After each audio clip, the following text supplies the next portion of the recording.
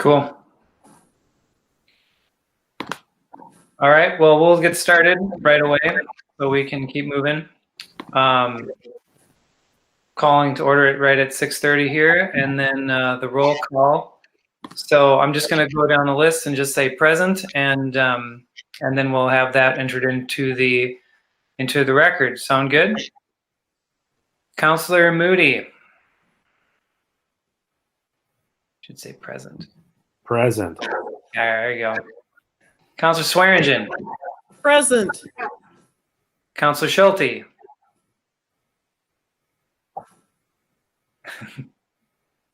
We're checking how quick you can mute and unmute here. Well, how will we do? What now? There you are. And then Councilor Kennedy. Here. All right, so we also have Chris Hood from Flaherty & Hood. We also have Mike Roth, Patrick Knight, and Kim Dunsmore on the call so that we have everybody reported. All right, so now it's time for the open forum. Has anyone collected any open forum comments for this period? I have not. Okay. I have had a couple of people comment to me about how appreciative they are of having things open and are hoping for, continued support of what's going on, and then also some, questions about what's happening in the future. So that's all that I've heard.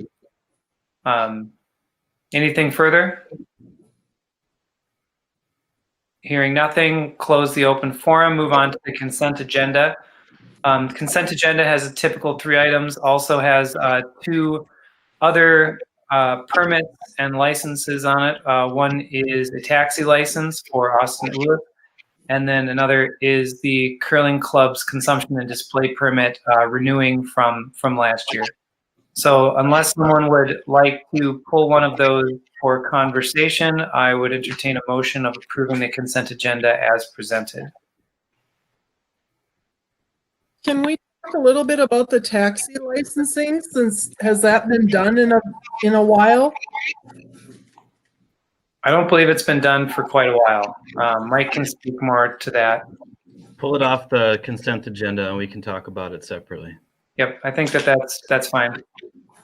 So let's change that request. So instead of the 5 items, we'll have 4 items, the typical 3, and then the Curling Club consumption and display permit. Someone interested in a motion for that? I'd make a motion to approve the revised consent agenda. Okay, so that's motion by Moody. Is there a second? Second. Okay, second by Kennedy. And we'll go through roll call voting. Councilor Moody. Aye. Councilor Swearingen. Aye. Councilor Schulte. Aye. Councilor Kennedy. Aye. And I am an aye as well. Passes unanimously. So let's talk about the license, the application for a taxi license. So my understanding is that hasn't happened for quite a while. Mike, I don't know if you want to speak to that. You don't see them very often. The ordinance that requires taxi cab licenses in the city allows one to be offered administratively, and then when a vehicle limit is reached, the council has to approve additional licenses. Harriet Quarles gets a license every year to provide taxi service with her van. And every once in a while, we get somebody else who's asked. There was a gentleman from Ely that was doing it a few years ago. And I think another local person asked for a license a couple years ago as well. But it's not very often that it comes to the council. It's just a $10 fee, and then they provide a mechanic's signature that their vehicle's in working condition and proof of insurance. So it's really mostly an administrative duty, but because the ordinance requires the council to weigh in after we hit that vehicle limit, then that's why it's on your agenda. Okay. And Okay, Kelly. the small fee just covers office administration work? Is that what it is? I mean, it's so small. Yeah, I'd hesitate to say that it covers anything other than just making sure that they mean it, I guess. You know, $10 and $5 per additional vehicle is not a lot. It just sort of doesn't take a lot of effort in the office, but to run it through a council meeting, of course, takes a little more effort. Is it a 1-year period, Mike? It's a 1-year, their annual licenses.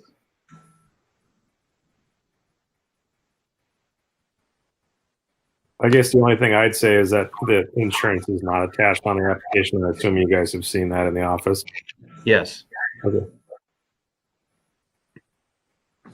Okay. Any other questions about the taxi permit or taxi license? So does anyone feel strongly about a motion, or I would entertain a motion to approve that? I'll second it. I would make the motion to approve the taxi license for,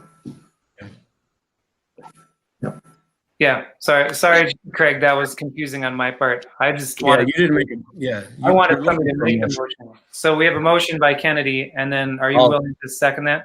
Yes, I am. Thank you. Okay, cool. Second by Schulte. We'll go back to the list here, and we'll go down the list for the roll call vote. Counselor Moody, Aye. Counselor Swearingen, Aye. Counselor Schulte, Aye. Counselor Kennedy, aye. and I am an aye as well. Passes unanimously. Cool. We'll move on to the next item on the agenda. So this one is just to show that the Highway 61 project is still going on. We have an item on the agenda for the Highway 61 project. This is a permit that we need to get with the Department of Transportation to be able to place some of our amenities, such as our benches, bike racks, etc., within the right of way. They call that a limited use permit. And this is the way that they want to make sure that we all understand our roles in the placement of these kiosks and benches and bike racks and things like that. So if there's any discussion people would like to have, now is the time for it.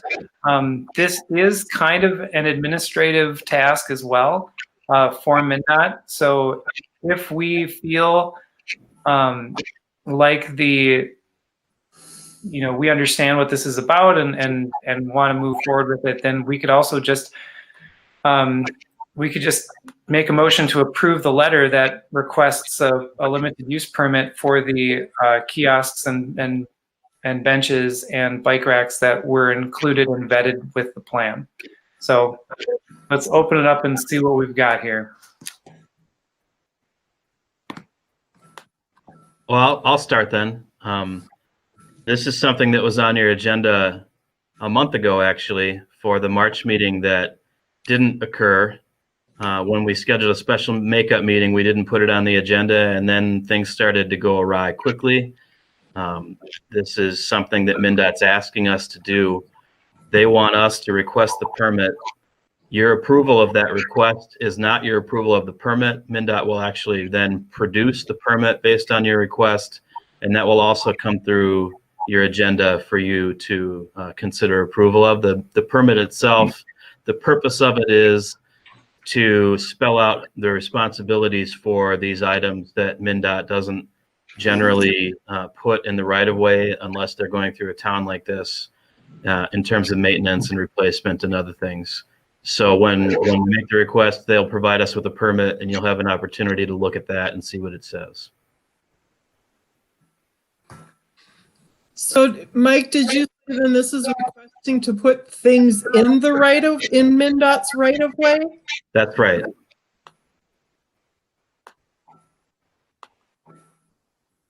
This is something that's been part of the plan all along, is to put the bike racks and the kiosks and those other kind of wayfinding and pedestrian type amenities within the right of way. I think with the letter that MnDOT has put together, I think we need to go ahead and endorse that and have them prepare the proper permit that is necessary. I have opened it up for discussion, but if not, I would make a motion to the effect of approving the letter from MnDOT. Okay, so if you make that motion, then and it gets a second, then we will have that discussion. So is that a motion, Tim? It is a motion. Okay, is there a second for that motion? Yeah, I'll second it. Okay, motion and a second. So we got a motion by Kennedy, second by Moody. So now is discussion. So to start the discussion, I would echo what Tim said. This seems to be a part of the process, and MnDOT has given us their word that the process is starting and is going to happen this year. So it seems to me like this is something that we should send along and request the permit, make sure that we can keep this moving. Anybody else? I don't have any issue with that. I guess my question is more about, and I know it's a little early, but I kind of like to be proactive versus reactive. So if it's in MnDOT's right of way, and I'm going to pick a kiosk because that was fairly expensive. Are those things that we can remove wintertime and snow removal? Because if it's in MnDOT's right of way, they have the right to put snow where they want. I'm going to assume. And that means that could be damage to things that in essence we own, that we've had permits to put there. So are we thinking about where things would go? And bike racks, I'm hoping will be able to be removed, that they're not in concrete. But that's something that I think about right now versus trying to answer 2 years down the road with a question, because I think that's really important that we're looking at that now, not later, if we're spending the money to do these things. Maybe Mike, you can speak a little bit more specifically on that. I know that the bike rack that's in front of the library, that one is removable and is removed every winter. But I'm not certain about the maintenance agreement for snow movement or anything pertaining to the kiosks or the bike racks part of this project. I expect that the limited use permit itself will be very clear about what you're alluding to, Kelly, in terms of what MnDOT's rights are to use the space and what our permissions are to use the space. To get a little more specific about your question, some of the elements that are included in the limited use permit are mobile and are similar to things that we remove seasonally right now. And some of them are just not, like concrete planters that are permanent. In terms of the bike racks, I would imagine us removing those seasonally, but we don't have to necessarily. It'll just be a question of whether that's better for the amenity and whether that makes maintenance easier in a reasonable way. When it comes to something like a kiosk, I think that it's less likely that they'll be removable, but that's something that we can look at if it's a maintenance issue. It is good to think about that up front. Oftentimes, though, until the thing's sitting there, you don't really know, what it's going to do for maintenance activities, what it's going to require. We do know that MnDOT's maintenance staff have had a lot of chance to review the plans, and we've been, of course, hearing comments from them for years now about the plan. So they've certainly, been thinking about that as well. And this isn't a carte blanche for snow operations to damage things that are placed in the right of way. But of course, we want to work cooperatively with MnDOT to make sure that maintenance can be done. Some of that maintenance is that we're going to be doing as well when it comes to the sidewalk snow clearing likely and the parking lane snow clearing. So when we get the language in the permit, we can talk more about that. Otherwise, I think it's just going to be a bit of a variety of some things being removed and some not. Okay, so to summarize that, those are the right things to be thinking, but until we get the language that's actually used in the limited use permit, we won't know the answer to that question. Is that correct? Well, we do have things in there that we're pretty sure we'll remove, and we've got things in there that we know that we can't. And then there's just those other the kiosks, for instance, which it's really hard to say until we see them in place, whether they're in the way of maintenance or not. You know, and this letter is the first step in that process to get MnDOT to put together that agreement. So I think without having approval of the letter, we don't get the next step out of MnDOT. So we need to move with this before we move with take action on the next. And I'm good with that. I just think that those are things, like I said, I would much rather be proactive than reactive to everything.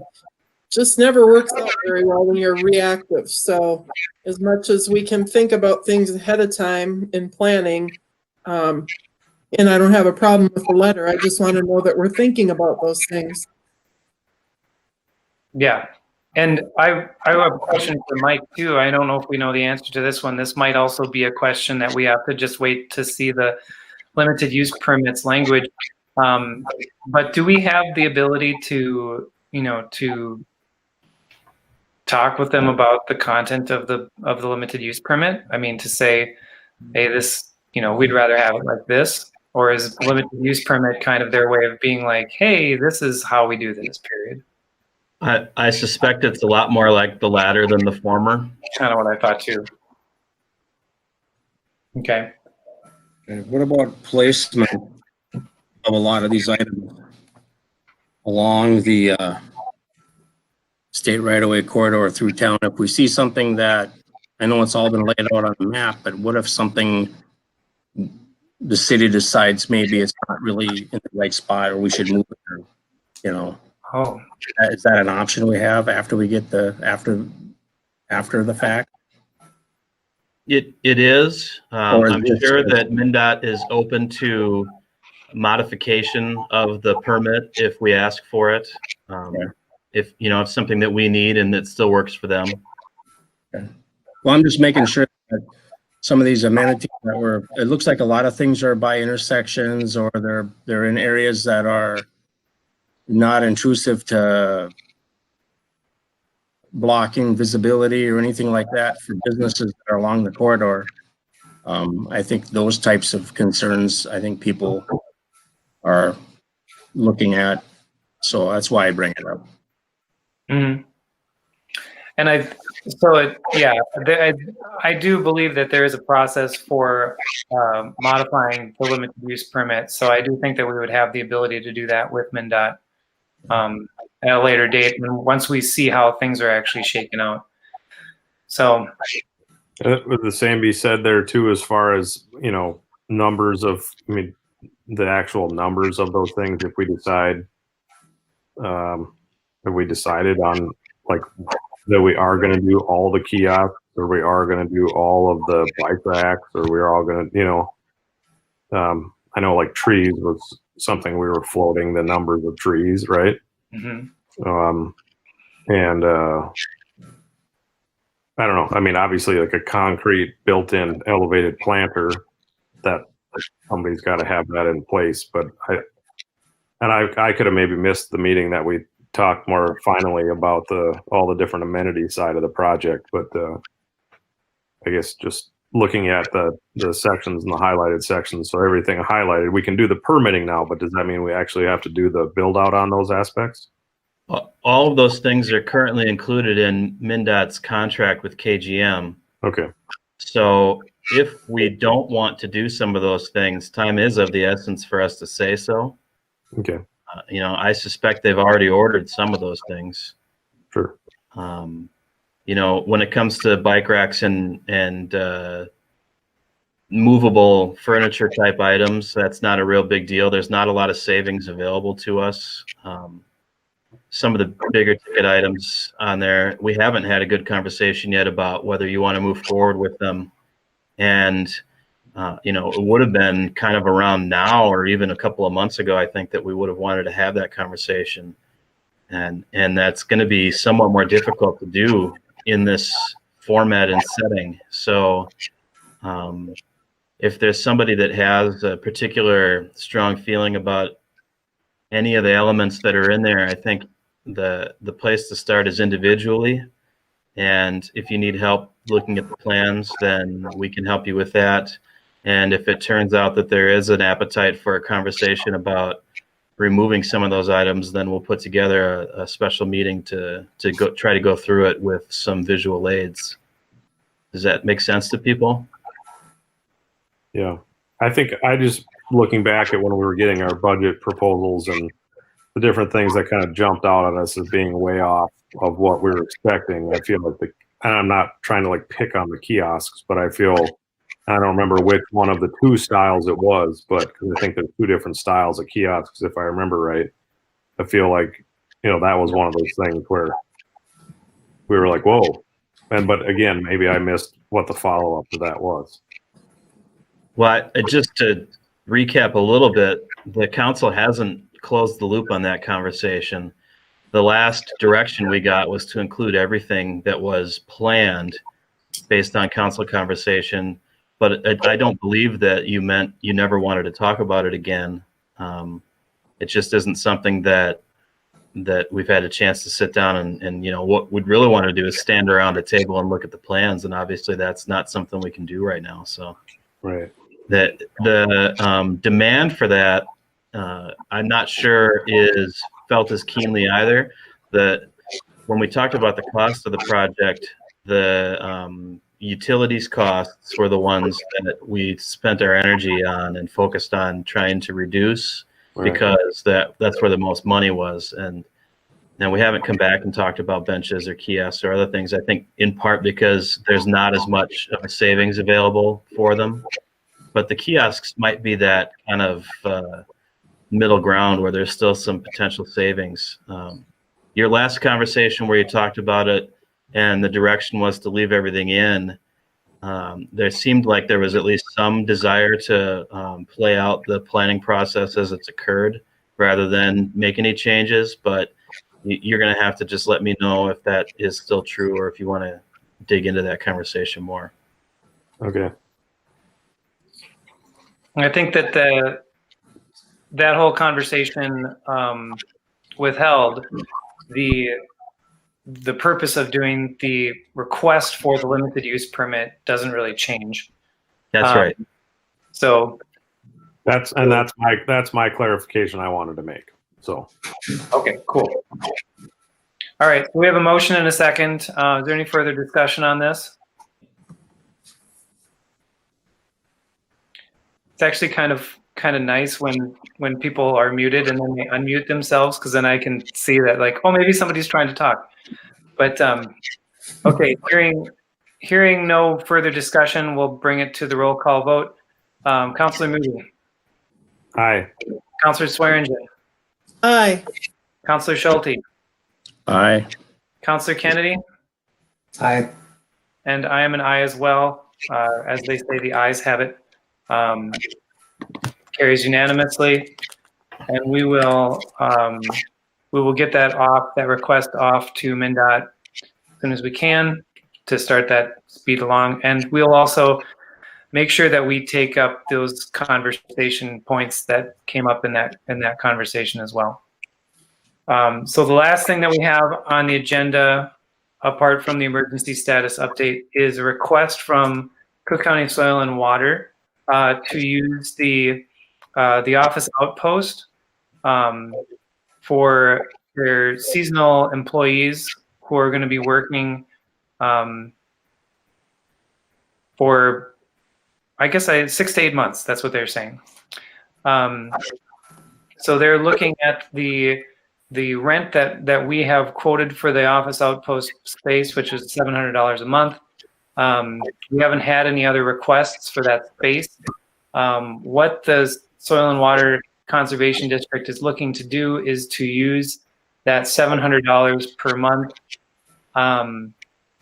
as a match to the grants and to the programs that they've already designed for the city, which seems to be a pretty decent idea when you look at the fact that pretty much all of our stormwater management plan is run through the Soil and Water Conservation District.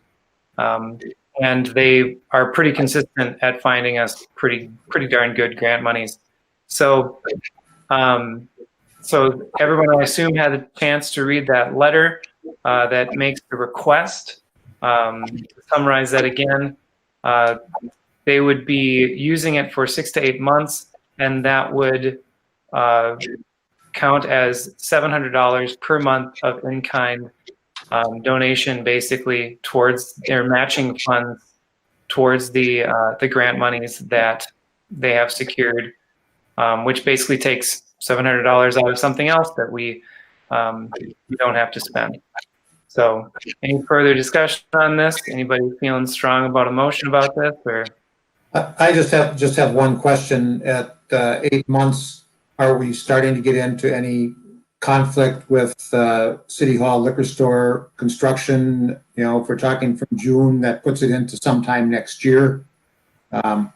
Mike, any thoughts on that? I'm going to be awfully surprised if we're doing any demolition in this building in 2020. So, we'll have to prepare a lease with them, and we can write language in the lease that makes it clear that that project is the priority and that our schedule and their use of the space is based on that. We can make that very clear, but I don't think it'll interfere with their plans. I mean, otherwise, I think it's a good idea. I think there'd be a great tenant, and to be able to get that rent money used as a share for projects, benefits the city. So I see it as being valuable.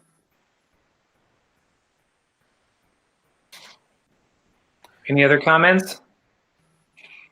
Yeah, I'd agree with that. There's not a lot of people showing down the door to use that space, so I think that seems like a pretty good agreement. Okay.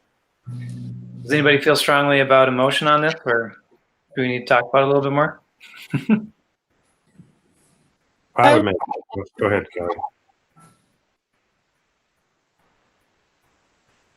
I would make the motion that we allow them to lease the space. Okay, so we have a motion, Swearingen. Do we have a second? I'll second. Okay, second from Moody. Any further discussion? We will be preparing an actual lease document that you'll have to look at a future meeting to approve, but we just wanted to get this direction clear first. Great. Yep, it's a good check and balance to have. Any further discussion? Hearing none, we'll go through the roll call. Councilor Moody, Aye. Councilor Swearingen, Aye. Councilor Schulte, Aye. Councilor Kennedy, Aye. and I am an aye as well. Passes unanimously. Very good. We will work on that lease and get that back for a future meeting. The last item that we have on the agenda is just emergency update. As many of you probably already know, the governor today extended the shelter-in-place order until May 4th. The situation around the country has really escalated in a lot of major cities. We still do not have a confirmed case in Cook County.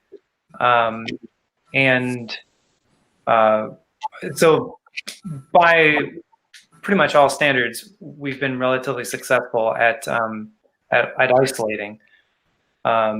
As far as city operations and such go, I would prefer to have Mike give us a brief summary of how things are going for the city and what kind of future information we can expect, as well as what kind of questions we should be thinking about for the future. Just to make sure we stay on top of things as we get closer to the summer season. Thanks, Jay. The update, other than what I've already sent out to you this week, there's not been a lot of changes in city facilities and the way that they're operating. I think that we've got a system that's working for us now, and our folks know how to do it. And we've been successful at providing that service to the community that they expect, even with our doors locked. So we're going to keep that going and likely until May 4th. For those of our operations that are not open right now, but are planning to open, it'll be the next week or two that we'll be putting some final touches on what those plans will look like. It's not, I don't think it's very likely that we'll go from doors locked to doors unlocked without some sort of intermediary step on May 4th. So it's that intermediary step of what does operation look like when we start to let the public back in to some of our services that we're working on right now. What you'll see in your upcoming weekly reports is maybe some more financial information that we're going to start to develop. Obviously, the liquor store's closure and now its recent reopening has a lot of financial implications for the city that we're starting to get enough information to maybe understand and start sharing with you that we can talk about what it looks like so that we can help think a little longer term financially what's going to happen. And then the library and the park, of course, have a lot more work to do before we know what's going to happen there. On Monday, I did participate with MnDOT's pre-construction meeting, and as I mentioned to you, but I just want to say at this meeting for the public, they are intending to move forward with their entire construction program statewide this year.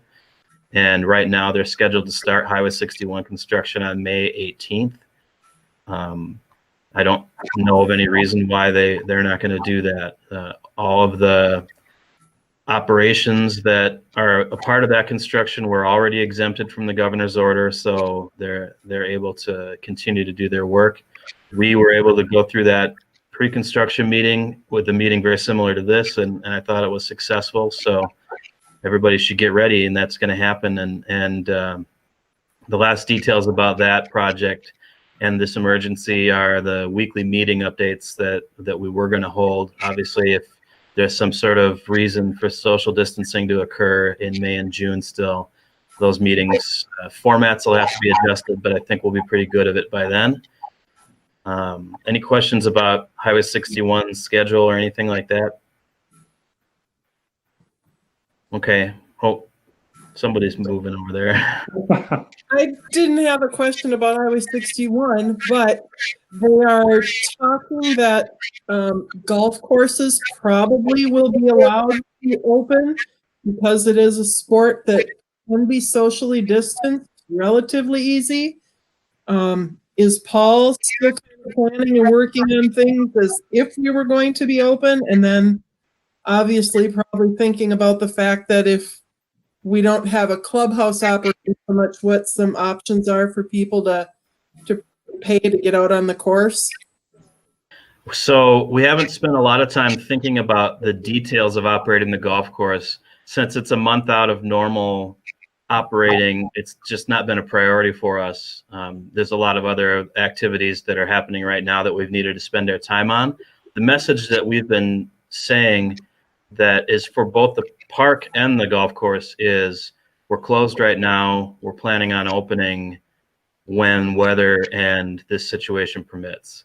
So we're planning on opening, and if weather in this situation permits in early May, then that's when we'll open the golf course too, and we'll be ready to do that. So yes, Paul and the rest of our staff will be working in April and May to be ready to open when we're allowed to do that. I've heard that same talk about golf courses, mainly from the Minnesota Golf Association, not necessarily from the state regulators. So I don't know yet if it's clear whether we're going to be allowed to be open. I know that we're not now. And, great timing because we weren't going to be anyway. And I suspect in the next couple of weeks, it'll become more clear whether we'll be able to open in May. And if we have to take some steps. The nice thing about the Minnesota Golf Association getting involved in lobbying for this as a great activity is they're also doing a lot of the thinking about the ways that we can operate safely. So I feel good about that. Thanks, Mike. And to add to the emergency status update, I just won't make this in my council reports, counselor update report, which isn't actually on our agenda, but I think we should do it just to see if anybody has had any meetings that they'd like to mention. A couple of days ago, the county's disaster preparedness or emergency preparedness committee met, and they've been meeting every week or two during this process just to make sure that all of the agencies have what they need to be able to respond to this. And the sense that I got from that meeting was that pretty much all of the organizations that are responding to this in the county are kind of in a holding pattern right now, where they've managed to get just about everything that they would need in the instance that this thing arrives and blows up in our community to the best of our ability. The problem with that conversation is that the best of our ability is still quite limited.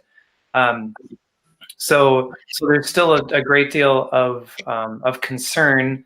There's a growing concern about the mental health of folks around the county, because as this drags on, it starts to break into our regular the regular way that we do things, and so that's something that I think we should all be aware of as well, to see if there's anything that we can do to assist with those concerns.